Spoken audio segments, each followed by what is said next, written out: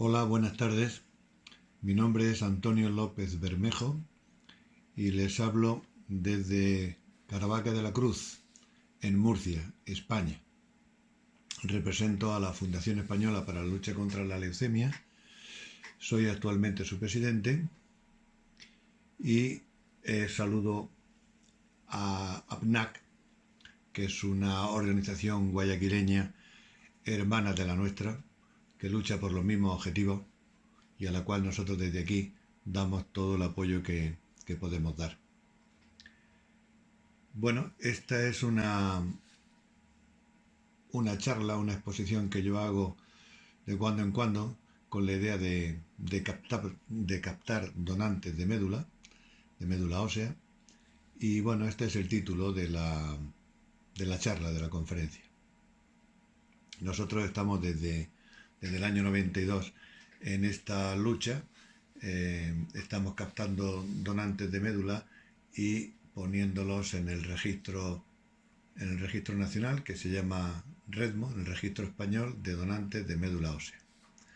Actualmente, con la aportación de la suma de todos los registros europeos, americanos y algunos asiáticos, Israel también está, pues en el mundo hay, como se señala aquí, unos 35 millones de donantes, incluidos los bancos de cordón umbilical. Empiezo diciendo qué es la médula ósea. Pues la médula ósea es el tejido que hay en el interior de los huesos. Es una sustancia semilíquida de color anaranjado en donde viven unas células que llamamos las células madre y que son las fabricadoras de la sangre. Este tejido está en todos los huesos, pero sobre todo está en los huesos planos, huesos de las caderas, las escápulas, el esternón. ¿Dónde se encuentra la médula ósea? Pues la médula ósea, como he dicho, se encuentra aquí en estas trabéculas, en estos orificios que vemos de los huesos de la pelvis. Ahí están esas células que se llaman células madre y que son las encargadas, como también se ve en la diapositiva, de la fabricación de los elementos que circulan por nuestra sangre: glóbulos rojos, glóbulos blancos, plaquetas. Ojo, no hay que confundir médula ósea con médula espinal. La médula espinal es un cordón que baja desde el cerebro dando ramas, dando nervios para nuestra economía, para nuestro organismo, hasta un punto en la vértebra, a nivel de la vértebra lumbar 2, donde ya no es un cordón compacto, sino que ya solamente hay unos filetes nerviosos que van a los miembros, a las piernas, los nervios ciáticos. ¿Qué es lo que hace la médula ósea?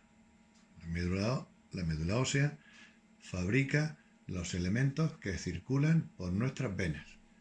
Fabrica los glóbulos blancos, los glóbulos rojos, las plaquetas, linfocitos, células plasmáticas, en una palabra, las células de la inmunidad también. Aquí se ven los elementos que circulan por dentro de un vaso.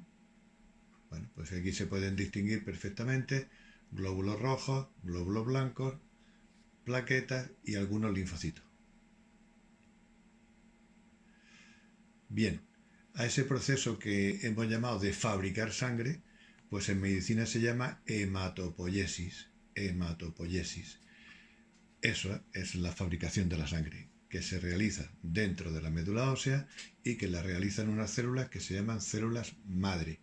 Hay una célula madre principal que se llama totipotencial porque tiene la posibilidad de multiplicarse en sí misma o bien dividirse, diferenciarse en una célula hija llamada pluripotencial, porque a su vez también tiene diferentes potencialidades, pero ya no puede regresar a ser la célula madre original. Bueno, pues esta célula madre original puede tomar la opción de diferenciarse en célula madre linfoide o célula madre mieloide. Por eso sabemos que hay leucemias de la estirpe mieloide y leucemias de estirpe linfoide. Bueno, pues en inglés las células madre le llaman células tronco. Entonces, si en esta imagen de este árbol las células tronco pues están, como su propio nombre indica, en el tronco, y de ahí se pueden dividir en diferentes ramas. Bueno, pues cuando aparece una leucemia, bien en el tronco o bien en las ramas, es la quimioterapia quien, como si de una goma de borrar se tratase, trataría de borrar esa rama y esperar, que equivale a cortarla, esperar que después se regenere y que aparezca sana. Eso a veces sucede, pero otras veces no. Definimos la leucemia. Es la proliferación incontrolada de un grupo de células de la médula ósea, que se multiplican de forma muy rápida, más que el resto de las células, que no tienen utilidad, son muchos glóbulos blancos y además no sirven porque han perdido su capacidad de defensa, y que al multiplicarse de forma mucho más rápida que las otras células, pues hacen que la persona tenga pocos glóbulos rojos, con lo cual puede tener anemia, cansancio, que son los síntomas que pueden presentar las leucemias al inicio, cansancio, tienen pocas plaquetas, entonces pueden presentar sangrados por la nariz, con el cepillo de dientes, hematomas en las piernas o en los brazos, y además, como esas células no sirven para defender, pueden presentar también infecciones de repetición. Bueno, el tratamiento principal de la leucemia, y con el cual se deberían curar más del 80% de los casos, sobre todo en los niños, es la quimioterapia. La quimioterapia con todos los fármacos disponibles, siguiendo los protocolos internacionales consensuados, dándolos en su tiempo y forma, deberíamos ser capaces de curar el 80 o más de las leucemias. Entonces, solo ese pequeño porcentaje que no se deja curar con la quimioterapia es el subjetivo o el susceptible de recibir este tratamiento radical, que es el trasplante de médula ósea. No solamente se utiliza el trasplante en las leucemias, sino también en linfomas, aplasias y otros tipos de enfermedades. Tipos de trasplante de médula. Pues según de dónde recojamos la célula, el trasplante se puede llamar autólogo cuando es de uno mismo, cuando las células que se trasplantan proceden del mismo paciente. Alogénico es cuando procede de otra persona. A su vez puede ser emparentado si es un hermano, o no emparentado si es una persona que resulta igual, pero que hemos encontrado en los registros internacionales de donantes. El trasplante haploidéntico es un nuevo tipo de trasplante que se hace dentro de la familia, siempre dentro de la familia, y al cual no se le exige el 100% de identidad, sino solo el 50%. Se hace de padres a hijos, de hijos a padres, incluso entre hermanos que no sean 100% compatibles. Y luego está pues la sangre de cordón umbilical. Esta sí se guarda en bancos, y cuando se necesita se hace una transfusión de esta sangre de cordón, que es rica en células productoras de sangre, es rica en células madre. El uso de los cordones está en franco desuso en Europa, en América también, sobre todo en Estados Unidos, que es donde más trasplantes se hacen, pero cada vez se está haciendo menos. Bien, y según de dónde proceden según el método de recogida de estas células, que habitualmente, viven dentro del hueso, pues hay un método que se llama recogida de sangre periférica o aféresis, y pinchando directamente en el hueso, que cada vez se hace menos. O sea, directamente recogemos la célula de la médula ósea. Ahora, el trasplante autólogo solamente lo utilizamos en algunas ocasiones como estrategia para dar más quimioterapia de la que mataría al paciente. La médula ósea es el órgano más sensible que hay a la quimioterapia y teóricamente en algunos casos, si fuésemos capaces de dar la quimioterapia suficiente para cargarnos todo el tumor, para cargarnos toda la médula ósea que hay en el interior de los huesos, pues podríamos curar la enfermedad. Pero claro, mataríamos al paciente porque no le dejaríamos producir elementos de la sangre, no lo dejaríamos sin glóbulos rojos, sin plaquetas, sin glóbulos blancos que le defendiesen. Entonces, el procedimiento consiste en que en un momento de remisión de la enfermedad, remisión que a veces es aparente, se recogen las células. Hay un momento en el que después de la recuperación de una quimioterapia, las células sanas son las primeras en salir y esas son las que se recogen e incluso se tratan fuera del cuerpo del paciente, se pueden tratar con quimioterapia para tener la seguridad de que luego al reinfundirla no vaya ninguna célula blástica, no vaya ninguna célula tumoral, ¿no? Entonces, en este caso, lo que curaría sería la quimio. O sea, lo del trasplante y de reinfundir las propias células del paciente simplemente es una estrategia para poder dar esa quimioterapia que consideramos curativa. Esto se hace en algunos casos. El verdadero trasplante es el alogénico. Es cuando las células a trasplantar proceden de otra persona. Si proceden de un hermano, se llama alogénico emparentado, pero esto solo sucede, al menos aquí en España, en el 20-25% de los casos, porque las familias son muy cortas en hijos. Tenemos muy pocos hijos, 1 o 2 como mucho. Entonces, en caso de que un paciente necesite un trasplante y que el hermano sea igual, esto solo sucede estadísticamente en el 20-25% de los casos. Por lo tanto, en el 75-80% de los casos tenemos que recurrir a los bancos internacionales. Bueno, en nuestro caso empezamos con el Banco Español, si no hubiese pasamos al Banco Europeo y si no ya al Banco Mundial, a buscar un donante, una persona que por casualidad sea 100% igual que nuestro paciente. Sería entonces un trasplante alogénico porque es de otra persona y no emparentado porque no es pariente nuestro. ¿Qué diferencias hay entre el autólogo y el alogénico? En el trasplante autólogo y el trasplante alogénico. Bueno, el autólogo simplemente sirve para sustituir la médula que hemos destruido con quimioterapia. Reponer al paciente, sacarlo de esa situación en la que se ha quedado con la médula a cero y ya está. Lo que curaría sería la quimioterapia que le hemos dado.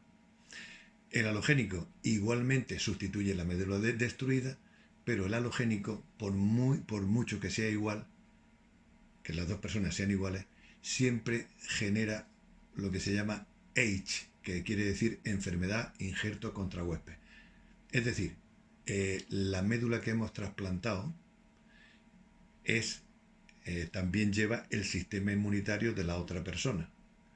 Entonces, una vez dentro del nuevo organismo, reconoce como extraños los tejidos, porque le son extraños, aunque teóricamente es igual, reconoce como extraños el resto de los órganos del paciente. Entonces inflama el hígado, inflama la piel, los pulmones. Ese fenómeno se puede dar en más o menos intensidad, se puede dar de forma aguda o de forma crónica y dependiendo de cuál sea, de cómo aparezca, pues se trata con más intensidad o con menos. Bien, pues ese efecto injerto contra huésped lleva también dentro, acompañándolo, lo que se llama injerto contra leucemia. Es decir, el sistema inmunitario introducido en el receptor, en el paciente, va a ser como un gendarme que está alerta y si apareciese una nueva célula tumoral, la reconocería inmediatamente y la mataría. Ese es el injerto contra leucemia, que solo llevan los trasplantes halogénicos, cuando lo que se trasplanta es de otra persona. ¿Eso qué garantiza? Pues nos garantiza que las recaídas en el caso de los trasplantes halogénicos no emparentados, bueno, y en los emparentados también, garantiza la no recaída de la leucemia, o la recaída con mucho menos probabilidad, porque aquí del 100% no podemos hablar, no tenemos seguridad del 100%. Mientras que el trasplante autólogo no garantiza la recaída de la enfermedad, porque hemos puesto lo mismo que teníamos.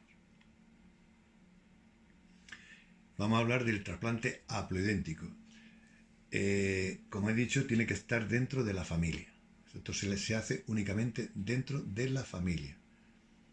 Se está utilizando cada vez más, de los últimos 4, 5, 6 años. Cada vez se aprende más, se sabe más, se mejora la técnica y, como he dicho, solamente exige el 50% de compatibilidad entre donante y receptor. Pero eso sí, padre, hijo o hermano. En este caso, las células que se van a trasplantar se manipulan un poquito. Se quitan unas células que no se meten en la otra persona y los resultados que se están obteniendo con este tipo de trasplante novedoso son cada vez más parecidos al trasplante halogénico. Esto siempre hay un orden establecido según los resultados. Entonces, el mejor donante es el hermano, que es 100%. Si ese hermano no existe, pues se elige o se busca un donante halogénico no emparentado que igualmente sea 100%.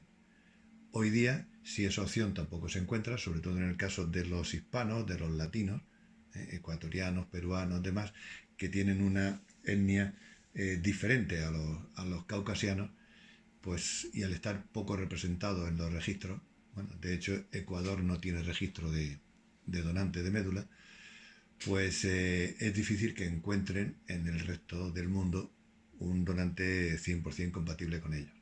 Esta sería una opción. El padre comparte al menos el 50% con el hijo y el hijo comparte al menos el 50% con el padre o con la madre. ¿Cómo se recogen las células madre para el trasplante? Bueno, pues hay dos métodos, como he dicho anteriormente. Uno es recogerlos desde una vena del brazo, desde la sangre periférica. El procedimiento se llama aféresis y para conseguir que las células que habitualmente viven dentro del hueso salgan a circular por las venas, se le ponen unos medicamentos que son altamente conocidos y usados desde hace más de 50 años. Se le ponen al paciente con una especie de vacuna en el brazo, unos 2-3 días antes de la recolección de las células, y hace que esas células que habitualmente están dentro del hueso se multipliquen, y al multiplicarse salen a circular por la sangre. No caben todas dentro del hueso, entonces salen a circular por nuestras venas.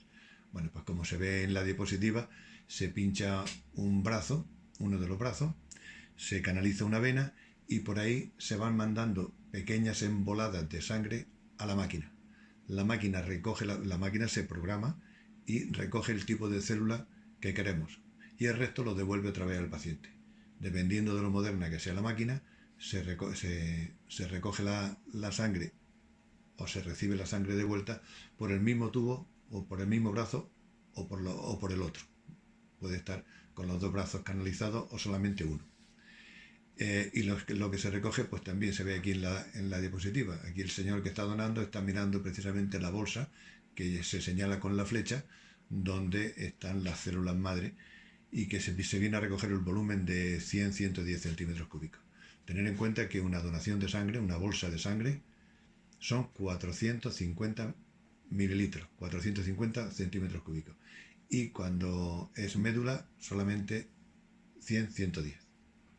Este es el proceso que se hace en Europa en la inmensa mayoría de los casos. Y en España casi el 100%. El otro método lo vamos a ver ahora, que es pinchando en el hueso directamente. En esta diapositiva primera, pues se ven las manos de dos profesionales, se supone que el paciente está boca abajo y le están pinchando con dos agujas bien gordas y bien largas, le están pinchando en las dos crestas ilíacas. Eso está, para que os orientéis, 4 dedos por debajo de donde viene a caer el cinturón del pantalón. En ningún caso estas punciones pueden afectar la médula espinal. En ningún caso este procedimiento puede afectar a la movilidad, o como alguien dice, te vas a quedar paralítico, porque se pincha por debajo en un lugar diferente. Se verá también en la siguiente diapositiva. Este método, ya digo, yo lo pongo para que se sepa que es otra opción, pero cada vez se usa menos y en España prácticamente nada. Como veis en esta otra diapositiva, pues veis el trocar, la aguja grande, que penetra en el hueso, en la corteza, y va a esas celdas que hemos señalado en las primeras diapositivas y aspira el contenido de esas celdas, que es donde están las células fabricadoras de sangre, las células madre.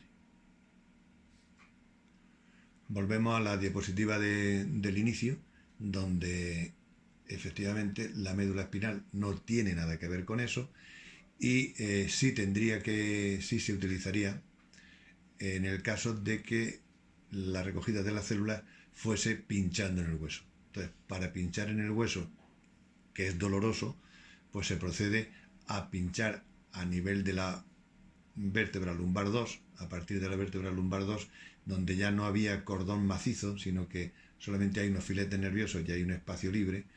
Ahí se pincha, se mete un anestésico local y deja al paciente dormido desde ese nivel hacia abajo, lo que permite, como veremos en la siguiente diapositiva, pinchar 4 dedos por debajo de ese nivel en las crestas ilíacas, en los huesos de la pelvis, y recoger las células. En esta diapositiva se ve el punto señalado con una X en el centro de la columna, que es donde hemos metido la anestesia local, y nos deja desde ese nivel hacia abajo, nos deja al paciente sin sensibilidad, sin dolor. Entonces se pincha en estas crestas, en estos relieves que hay aquí, en uno y en otro lado, que se llaman las crestas ilíacas, las palas ilíacas. Ahí se pincha y se recogen las células. Pero como digo, esto es solo para información. Este método no se usa prácticamente. Bueno, y la tercera fuente de células madre es el cordón umbilical. El cordón umbilical es rico en células madre. La sangre se fabrica en el interior del hueso, pero en el adulto.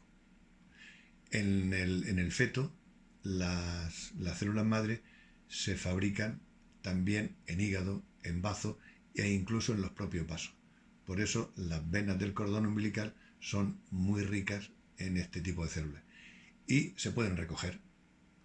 En esta diapositiva, pues una vez que ha nacido el niño y antes de que se desprenda la placenta, se canaliza con una aguja la vena umbilical y se aspira el contenido de esa vena, se recoge esa sangre.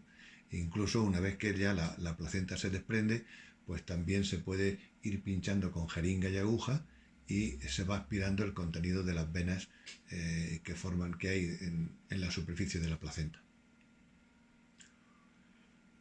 Bueno, y el trasplante, en esta diapositiva en azul, con fondo azul, pues tenemos un esquema de cómo se hace el trasplante. Esto está, como digo, esquematizado y de forma muy sencilla, aunque realmente resulta mucho más complejo y hay que hacer muchos controles, ¿no? Bueno, pues aquí vemos que al paciente se le ha dado quimioterapia y también radioterapia, porque este paciente es un adulto. A los adultos se les destruye la médula dándole quimioterapia, se le destruye la médula para destruir el tumor que la ocupa, dándole quimioterapia. Y también se le da radioterapia para disminuir la función de los linfocitos que hay circulando por sus venas, porque esos linfocitos son células de defensa y pueden impedir que a la hora de meter las células del donante estos linfocitos las rechacen. Entonces con la radioterapia los atontamos un poco para que no los reconozcan tanto. Bueno, en este caso es una señora, la donante. Fijaos que la recogida se está haciendo en el brazo, no se está pinchando en el hueso, porque ya, como insisto, es el procedimiento que se utiliza casi en el 100% de los casos, es el procedimiento de aféresis o sangre periférica. A esta señora le han puesto esos factores que se llaman factores de crecimiento, esa medicina que hace que las células del interior del hueso se multipliquen, sale a circular por las venas, ahí las recogen, y aquí han recogido una bolsa que es la que se transfunde al receptor. Y se le transfunde en una vena. Aquí, si veis, el catéter viene al brazo. Normalmente se pone arriba en la clavícula, que es hay una vena más gruesa, ¿no? Pero veis que no se raja a nadie, no se le abre a nadie, ni al receptor ni al donante, a ninguno de los dos. Solo punciones. Bien, aquí podéis ver una niña que casualmente pues era ecuatoriana. La niña se llama Valentina. Pues Valentina tenía una leucemia. Le gustaba mucho columpiarse, le gustaba mucho jugar con el columpio. Bueno, pues esta niña tenía una leucemia. Se le consiguió encontrar un donante porque no había un donante adecuado para ella en la familia. Se le encontró un donante 100% compatible, casualmente. Se hizo el trasplante. Ella estuvo ingresada como unos 20 días, 3 semanas, creo que no llegó, y se dedicó a pintar. Pintó tanto que empapeló la habitación, el cuarto lo empapeló con sus dibujos. Y luego volvió a su columpio, que es en lo que ella estaba interesada. Bueno, la importancia de la donación de médula es la siguiente. En las siguientes diapositivas hacen referencia a nuestro servicio de salud. Y entonces por eso me voy a extender en esta un poquito más. ¿Qué importancia tiene la donación de médula ósea? Pues mira, para tratar cualquier tipo de tumor, un tumor en el hígado, un tumor en el pulmón, un tumor de mama, de útero, necesitamos unos grandes profesionales. Nos hace falta un gran centro con toda la tecnología, cuanto más moderna y mejor. Pero para curar un cáncer que se llama leucemia, en muchos casos hace falta un trasplante. Y para hacer un trasplante es un poco de perogrullo, pero sin donante no hay trasplante. Es decir, para curar la leucemia nos hace falta lo mismo que para curar un cáncer de pulmón. Buenos médicos, buenos medicamentos, buenos hospitales. Pero además nos hace falta la donación de la médula por parte de una persona normalmente anónima y altruista. Esa es la única diferencia, que para curar una leucemia la sociedad, las personas nos tenemos que implicar. Esto en referencia a nuestro sistema sanitario, pues decimos que para tratar nuestras enfermedades la administración sanitaria nos da, este es uno de nuestros hospitales que trasplanta, nos da un hospital excelente, u otro, este es otro hospital que también trasplanta, nos da unos magníficos equipos, este es un equipo de uno de los hospitales, pero el SMS es el Servicio Murciano de Salud. El Servicio Murciano de Salud en ningún caso nos puede dar donantes. El Servicio Murciano de Salud no tiene un cajón donde haya donantes de médula. Los donantes somos las personas que caminamos por la calle y que tenemos menos de 40 años, porque afortunadamente en el mundo ya hay muchos donantes. Hay 35 millones de donantes, incluidos unos 600.000 cordones umbilicales. Entonces la edad para ser donante estaba en 55 años, se ha bajado a 40, porque ya hoy día quien encuentra donante puede encontrar más de uno, y entonces se elige el que considera mejor. He dicho quien encuentra donante. Los adultos encuentran donante en el 80% de los casos. Los niños casi en el 90 y pico, casi en el 100%, porque podemos recurrir al cordón umbilical.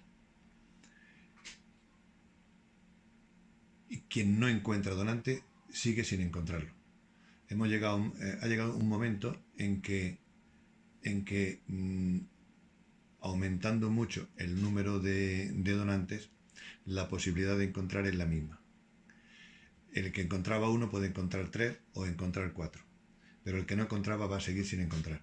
¿Por qué? Pues porque esa persona tiene unas características especiales o tiene una mezcla racial que no se encuentra en la sociedad. Decimos que es una persona única. En nuestra sociedad, la posibilidad de que dos personas sean iguales es 1 entre 40.000. Probablemente en Ecuador las posibilidades sean mayores, es decir, uno entre 20.000 o 1 entre 10.000, porque hemos traído muchas muestras de sangre de familias en las que había un caso de leucemia y se han encontrado ciertas similitudes entre las personas, entre las familias. Y bueno, finalmente pues concienciarnos de que lo mismo estamos para recibir que para dar. Ahora mismo nos consideramos sanos y todos nos planteamos si podemos donar, pero mañana podemos estar enfermos y tenemos que estar rogando que alguien done para nosotros. Esta es una diapositiva muy antigua del registro mundial, donde en ese momento había 28 millones de donantes. Ahora me han cambiado la interfaz de esta web y no he sabido sacar la diapositiva con el número de donantes, pero ya os digo que del orden de 35 millones. Y finalmente este es un modelo, el modelo de recogida de datos. Esto tiene dos caras. Por esta cara se ponen los datos personales y de domicilio, teléfono y demás para localizar a la persona en caso de que apareciese compatible con alguien. Y en la parte de atrás hay como una especie de declaración jurada donde se manifiesta no padecer enfermedades transmisibles del tipo de la hepatitis B, hepatitis C, virus de la inmunodeficiencia humana, tuberculosis activa, y también no padecer, bueno, por supuesto, cáncer, ni enfermedades autoinmunes. Y bueno, yo termino aquí siempre y entramos a las preguntas. Pero en este caso las preguntas no voy a estar presente y no me las podéis hacer. Así que lo doy por terminado. Un saludo a NAP, a Rafael Palacios y a los amigos que yo tengo en Guayaquil.